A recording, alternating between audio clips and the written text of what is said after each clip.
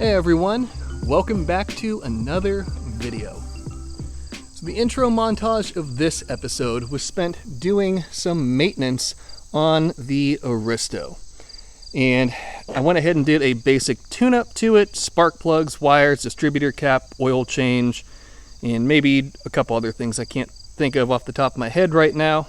I also have the car on the Mark IV's old wheels and a fresh set of Michelin tires. So since we have some absolutely beautiful weather here in Ohio, I figured this would be a prime opportunity to take the car out and give kind of my first impressions and thoughts and what have you on this. It's one thing to have a dream car, but it's another thing to decide if you actually enjoy driving and using the dream car. Prior to this, I had never driven a JZS147, and this has been my first experience actually driving and experiencing one of these cars. So, in full disclosure, I have driven it around a little bit, but not anything like we are about to do right now. Take it out for a nice cruise, enjoy some beautiful weather, and see exactly what this car is all about. So we're back to GoPros for this segment, and hopefully the audio quality will end up being all right.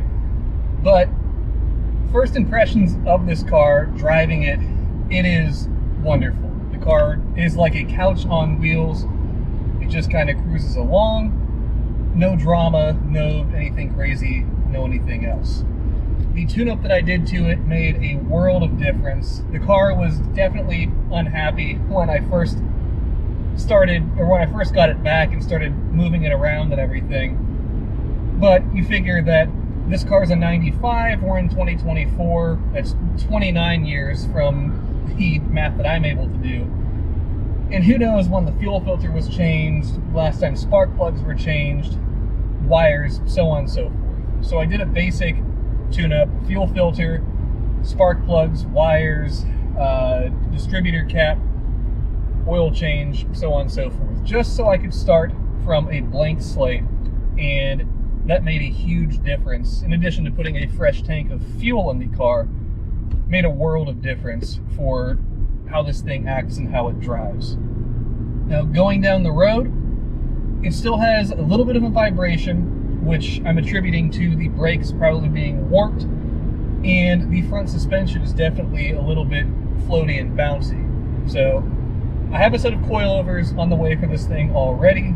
They should be in the next few weeks, so we'll cover that in an upcoming video.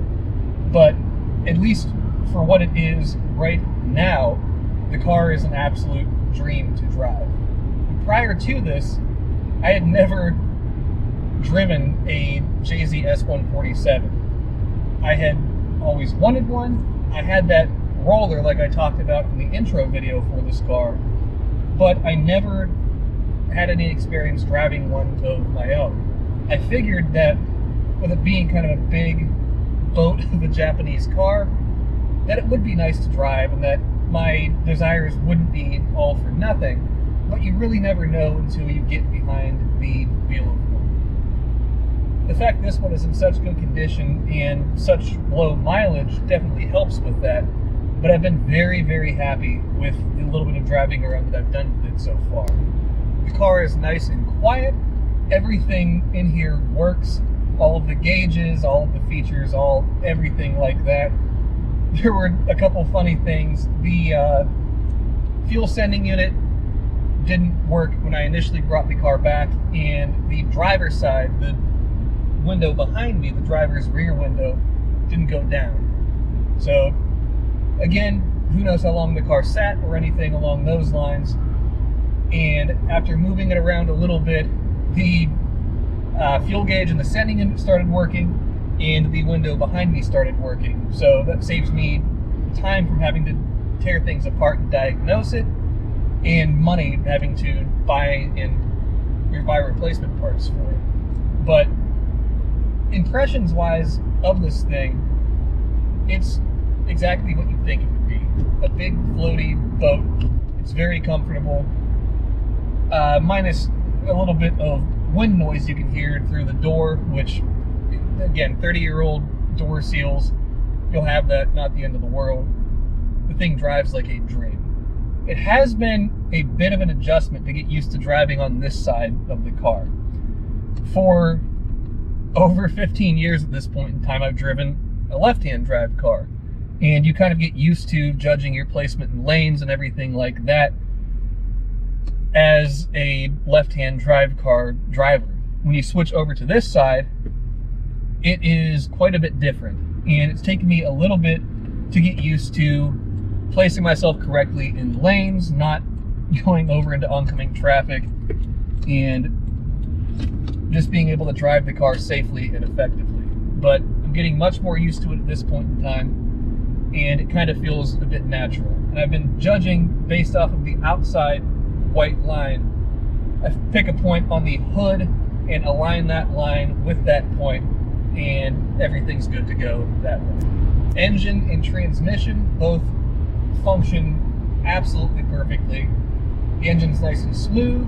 The transmission isn't jumpy or jerky or anything like that when you or when it does shift.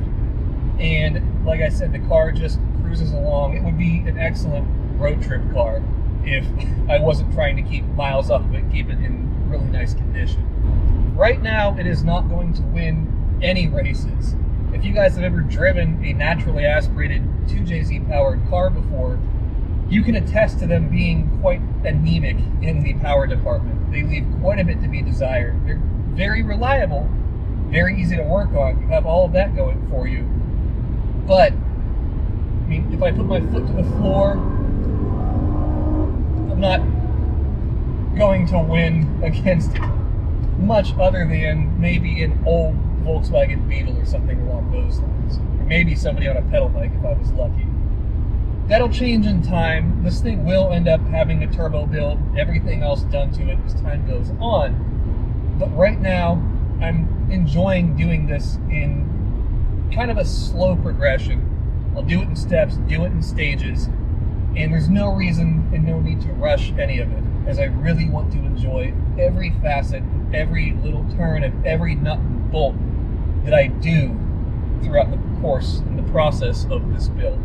Another bit that's taken a little bit to get used to is the speedometer in this car is in kilometers per hour, whereas in the US, we judge our speed based on miles per hour.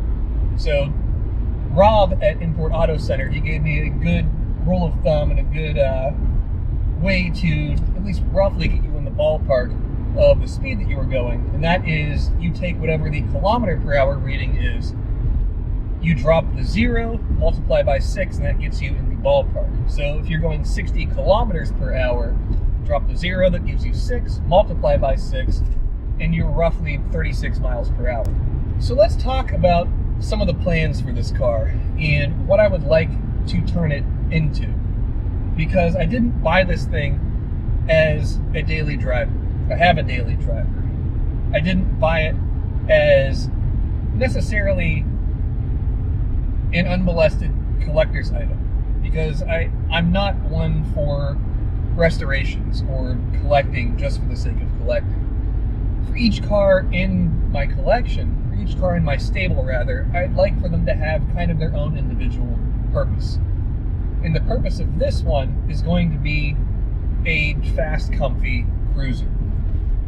So in order to do that, I think a turbo build is going to be a necessity. And to do what I want to do for the turbo system, which ideally this thing will end up somewhere in the 800 to 1,000 wheel range. To do that will necessitate an engine build. And in doing the engine build, I want to play around with a few things that I haven't played around with before, namely a different cylinder head. And I'd like to play around with some of my favorite metals building the turbo system on this thing again. You guys heard how cool the SC300 sounds with the equal length header. Well, I'd like to do that again on this car, but in a better material, and I'll even try to do a nicer job than I did on the SC. But let's do a little poll here, see what this thing actually has. That's it. You could almost go to sleep. There's 60, thereabouts. We'll let off there. It isn't the slowest thing in the world, but like I said earlier, you aren't going to win races or anything like that currently. Granted, I don't really care that much about winning races, but having a bit more punch in the gut, a bit more power, is certainly something enjoyable. And I do enjoy powerful cars. I do enjoy the surge of power that you get with the turbo car, and I can't wait for this thing to be set up that way and to be able to deliver those experiences and those feelings to me. Right now, I mean, honestly, it has more power and it's a little bit quicker than I thought it was going to be. So we're coming up to a little park up here, which hopefully the parking lot's empty so we can hop out and do some cool B-roll shots. If that isn't the case today, then we'll go somewhere else and do them. But this little park's kind of cool, a little kind of serene, and it's a place I'd like to go to take some photos and videos of these cars. And unfortunately, it looks like we have a patron of the park today. So we won't be doing any B-roll here, as I don't think that you guys want to see a Subaru Outback in the background. And the car has a reverse beeper, which is kind of funny.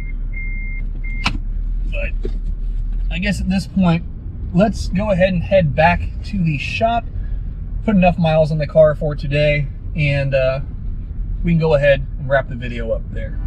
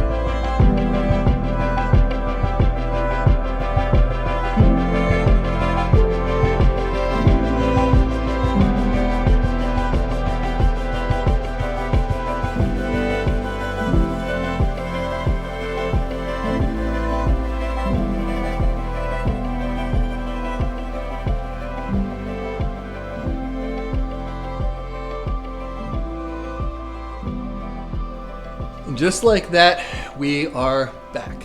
So I hope that you guys were able to make it through kind of my stream of consciousness rambling. Had a lot of things I wanted to cover about this car, and was it a regret? Am I happy with my purchase? So on and so forth. And I can say without a shadow of a doubt right now, this is one of the best purchases, automotive purchases, that I have ever made. I could not be happier that it is here. It is in my collection, and I cannot wait to get started on this build. That will be a project for the future.